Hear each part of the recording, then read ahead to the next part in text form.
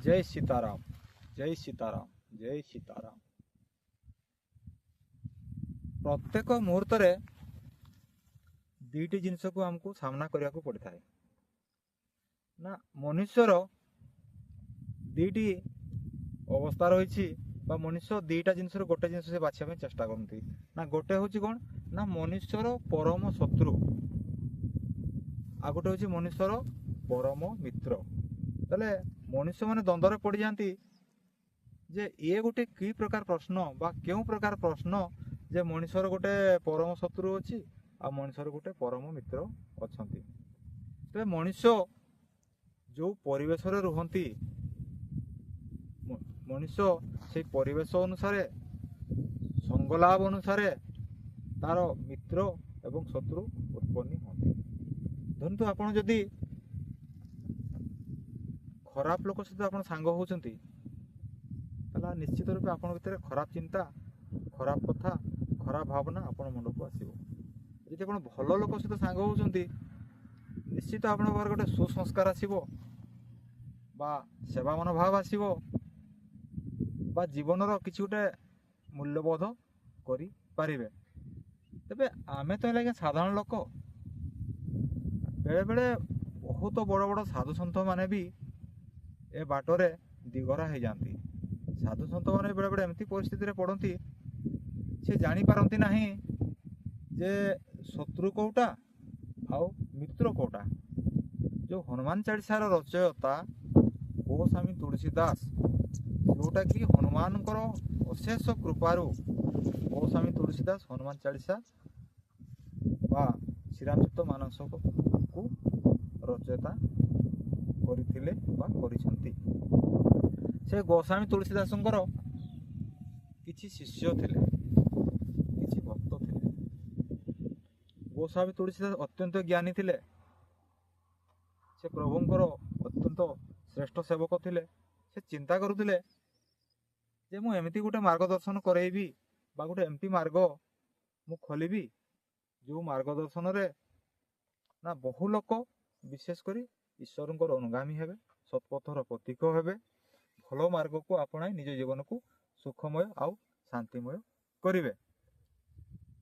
से कथा कथार भक्त मान शिष्य मान कहती जे सत्संग भली जिनस संसार किछि नाही, साधु संग लाभ भली संग लाभ ए संसार किछि नाही। तेणु ना आपण कौन करेंगे, भक्त मान कहती ना आपण कौन करेंगे ना संगलाभ करूँ, साधु सन्त को संगलाभ करूँ।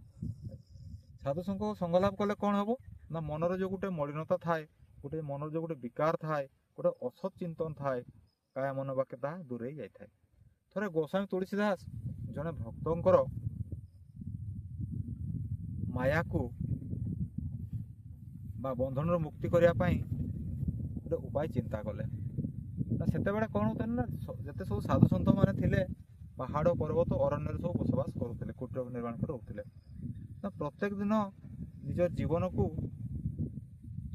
यापन करने, जीवन को बचाई रखापी दैनंदिन से काठ आने जंगल को जाती, फलमूल किसी संग्रह करती, खाद्य रूप ग्रहण करती। से परिस्थिति थिला। दिने कौन है जड़े भक्त को धरी से काठ आने जंगल भीतर को जाइछन्ति। जंगल भीतर गला बेले से देखले गोटे भल सुंदर गछटे अच्छी, देखा बहुत सुंदर गछटे, गछ देहरे फूल फल होती, देखा आहरी शोभनीय होती, बहुत सुंदर लगुच। संध्या ही आसुए, फेरबार समय होती, काठ कटा भी सरी जाइए।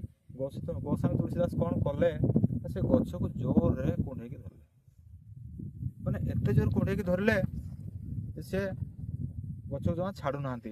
संध्या हो गला, भक्त जनक कहते शिष्य जनक कहते चलतु गुरुजी आम घर को जा, सन्थ महात्मा चलतु घर को जा। गोस्वामी तुलसीदास कहते अरे आम केमिति घर को जा, गछटा पर मत जोर की जाबड़ी धरी, जोर की से जाकी धरी, गछ छाड़े तो आम जा। से भक्त जनक कहते गोस्वामी जी आपन तो गछ को जाबड़ी धरी, गछ तो आप केवे जाबड़ी धरिनी ना ना, मत गछ ही जाबड़ी धरती। एक तुलसीदास कहते भक्त ये गोटे देखते आज्ञा, आम जो माया कथा कहती बा आसक्ति कथा कहती बा ममतार कथा कहती, माया आसक्ति ଆଉ ମୋହ ମଣିଷକୁ କେବେ ସୁଖ ଦିଏ ନାହିଁ ଆଜ୍ଞା, ସେ ସବୁଦିନ ଦୁଃଖ ହିଁ ଦିଏ। କାରଣ ମୋହରେ ପଡ଼ିଯିବା, ମାୟାରେ ପଡ଼ିଯିବା, କୌଣସି ଜିନିଷ ପ୍ରତି ଆସକ୍ତି ହେବା, ଏଇଟା ଚାରି ଯୁଗରେ କେବଳ ଦୁଃଖର ଜନନୀ ଅଟେ ବା ଦୁଃଖ ପ୍ରଦାନ ସେ କରିଥାନ୍ତି। ଏଇଠି କ'ଣ ହେଉଛି ନା ଗୋସ୍ୱାମୀ ତୁଳସୀଦାସ ଚାହୁଁଛନ୍ତି ଯେ ସେ ଭକ୍ତଙ୍କୁ ମାୟାବନ୍ଧନରୁ ମୁକ୍ତି କରିବେ। ତେଣୁ ସେ ଜୋରରୁ ଗଛକୁ ଜାବୁଡ଼ିକି ଧରିଛନ୍ତି। ଶିଷ୍ୟ ଜଣକ କହୁଛନ୍ତି, ଆପଣ ଗୁରୁଜୀ, ଗୋସ୍ୱାମୀଜୀ ଆପଣ ଗଛକୁ ଛାଡ଼ନ୍ତୁ ଯିବା। ତୁଳସୀଦାସ କହୁଛନ୍ତି, ନା ଗଛ ମୋତେ ଜୋରରେ ଝାବୁଡ଼ିକି ଧରିଛି। ଏମିତି ବହୁତ ସମୟ ହେଇଗଲା, ରାତି ହେଇଗଲା। ତୁଳସୀଦାସ କହିଲେ ଚାଲନ୍ତୁ ଘରକୁ ଯିବା। ସେତେବେଳେ କ'ଣ କଲେ ନା ସିଏ କହିଲେ ଯେ ମୁଁ ଗଛକୁ ଏବେ ଛାଡ଼ୁଛି। ଅର୍ଥାତ୍ ଗୋସ୍ୱାମୀ ତୁଳସୀଦାସ ଗଛକୁ ଜାବୁଡ଼ିକି ଧରିଥିଲେ, ଗଛ କେବେ ଗୋସ୍ୱାମୀ ତୁଳସୀଦାସକୁ ଜାବୁଡ଼ିକି ଧରି ନଥିଲେ। ତ ଏଇଠୁ ଆମେ ଗୋଟେ ଜିନିଷ ଶିଖିବା ଆଜ୍ଞା, ଯେତେବେଳେ ଜଣେ ମଦ୍ୟପାନ କରିବାକୁ ଯାଆନ୍ତି,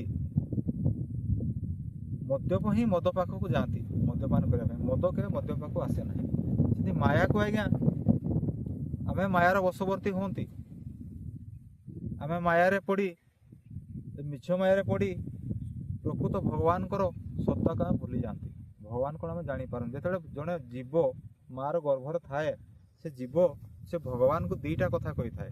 ନା ଗୋଟେ କଥା ହେଉଛି କ'ଣ ନା ମୁଁ ଜନ୍ମ ହେଲା ମାତ୍ରକେ ପ୍ରଭୁ ସତ୍କର୍ମ କରିବି, ତୁମର ଗୁଣଗାନ କରିବି, ତୁମର ସେବା କରିବି, ଏଇଟା କହିକି ଶିଶୁ ଜଣକ ଭୂମିଷ୍ଠ ହୋଇଥାନ୍ତି। କିନ୍ତୁ ଏଠି ଯେତେବେଳେ ମୋହମାୟାରେ ପଡ଼ି ନା କ'ଣ କରନ୍ତି ନା ମୋହମାୟାରେ ସେ ଶିଶୁ ଜଣକ ସେ ଭଗବାନଙ୍କୁ ସମ୍ପୂର୍ଣ୍ଣ ଭାବରେ ଭୁଲି ଯାଆନ୍ତି। ତାଙ୍କର କୌଣସି ବି ସେ କର୍ମ କରନ୍ତି ନାହିଁ।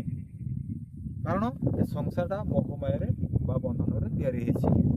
ଏଇ କଥାଟି ଗୋସ୍ୱାମୀ ତୁଳସୀଦାସ ସେ ଭକ୍ତ ଜଣକୁ ବୁଝେଇଲେ। କହିଲେ ମୁଁ ଯେଉଁ ଗଛଟାକୁ ଧରିଥିଲି, କାରଣ ମୁଁ ଗଛଟାକୁ ଧରିଥିଲି, ତେଣୁ ମାୟାଟାକୁ ମୁଁ ଆବରଣ କରିଥିଲି, ମାୟା ମୋତେ ଧରିନଥିଲା। ଠିକ୍ ସେମିତିକା ଏଇ କଥାଟି ଯେତେବେଳେ ଉଦାହରଣଟି ସେ ଭକ୍ତ ଜଣକୁ ଦେଲେ, ଭକ୍ତ ଜଣକ ବିଶେଷ ଭାବରେ ବୁଝିପାରିଲେ ଯେ ସଂସାରରେ ଯାହା ଆମେ ଦେଖୁଛନ୍ତି ବା ଦେଖନ୍ତି ତାହା ହେଉଛି ମାୟାର ସଂସାର। ତେଣୁ ମାୟା ସଂସାରରେ ପଡ଼ିଲେ ଆମେ କେବେ ସତ୍ପଥର ପ୍ରତୀକ ହେଇପାରିବା ନାହିଁ, ଆଉ ନିଜ ଜୀବନରେ କେବେ ସୁଖ ଶାନ୍ତି ମିଳିବ ନାହିଁ।